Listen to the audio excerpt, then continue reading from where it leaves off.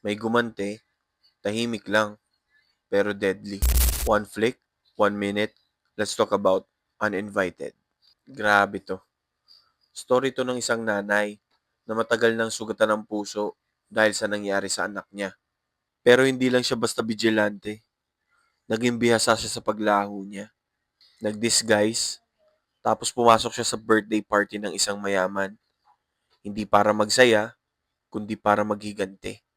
Billionaire yung naging target niya. Yung parehong taong may dumi sa nakaraan nila. Sobrang madaming tense moments dito.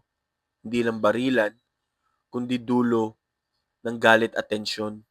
Sa gitna ng glam ng mansion party, may hilom na sugat na gusto palalong maghari. Matapang dito yung nanay, pero may bigat sa bawat tahimik niyang galaw. Twist? Hindi mo masususpect ang buong plot hanggang dulo. Kasi hindi lang yun. May part pa na magpapasilent sa'yo sa mga may iwang eksena. Kung gusto mo ng thriller na may pagkapulidong Pinoy ang twist, di lang para manigas ka, kundi para maramdaman mo talaga hanggang sa dulo. This is the movie for you. That was Uninvited in a minute. Like and follow for more quick flick.